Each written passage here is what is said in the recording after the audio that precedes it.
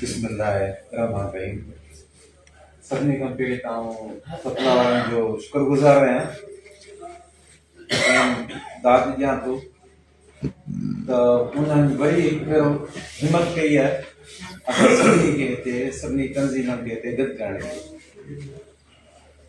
त वरी हिकु भेरो गॾु थियूं ऐं पंहिंजनि मसइलनि ते कुझु सोचूं, कुझु वीचार कयूं ऐं उन सूरतहाल में सोचूं वीचार कयूं जॾहिं असांजे मुलाज़िमनि में हिकिड़ो परसेप्शन क्रिएट थी चुको आहे त मुलाज़िमनि जी तंज़ीम, सिंध जी मुलाज़िमनि जी तंज़ीम जो इत्तेहाद सिया हुजे या असांजूं पंहिंजूं तंज़ीमूं हुजनि, उहे हाणे चुप थी रहियूं आहिनि ऐं पंहिंजनि मुलाज़िमनि जे लाइ कुझु कोन करे रहियूं आहिनि। त इहे सॼो हिकिड़ो परसेप्शन क्रिएट थी वियो आहे। उन्हनि जे लाइ वरी जेके असां गॾु थिया आहियूं हुते, त पोइ यकीनन उहो परसेप्शन घटि थींदो ऐं जेको तव्हां ते असां सभिनी खे गॾु कयो आहे, तव्हांखे मुबारकूं हुजनि सतला वारनि खे, जे साईं जो तव्हां सां गॾु साथ आहे, त तव्हांखे मुबारकूं हुजनि। त दोस्तो, पाण जो सिया जी क़यादत सां या संदन कमु करण सां इख़्तिलाफ़ थी सघे थो। इख़्तिलाफ़ असांजो हिकिड़ो बुनियादी हक़ बि आहे, पर इहा बि ध्यानु में रखूं था ॻाल्हि त सिया जे प्लेटफॉर्म ते जेकी असां जदोजहद कई हुई, उहा सिंध जी या मुल्क जी तारीख़ी जदोजहदनि मां हिकिड़ी जदोजहद हुई ऐं इहा छो जदोजहद हुई? उहा इन करे हुई त असां सभु मुलाज़िम मुतहद हुआसीं।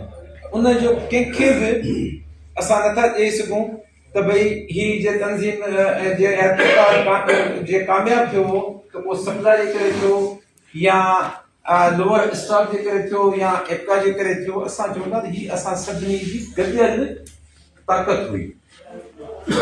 त पोइ हाणे वक़्त जी हेॾी महिल कहिड़ी ज़रूरत आहे? वक़्त जी हेॾी महिल बि इहा ई ज़रूरत अथव त असांखे पंहिंजा वीचार इख़्तिलाफ़ हिकिड़े पासे रखणा पवंदा।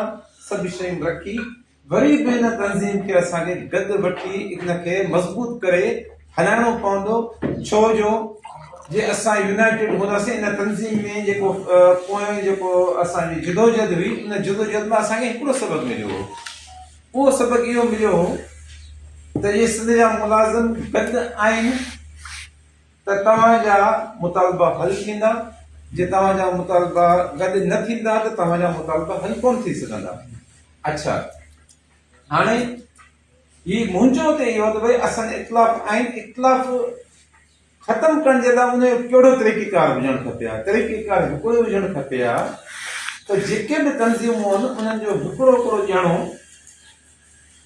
उन्हनि जी हिकिड़ी जनरल बॉडी, उन्हनि जी हिकिड़ी बॉडी हुजणु खपे आहे सभिनी तंज़ीमनि जी, के इख़्तिलाफ़ी राया हुजनि, के इख़्तिलाफ़ी शयूं हुजनि, त उन ई फोरम में असां अचूं ऐं उहो फोरम जेको बि फ़ैसिलो करे उहो सभिनी मथां, असां सभिनी मथां बाइंडिंग हुजे। इहा दोस्त हिकिड़ी ॻाल्हि हुई।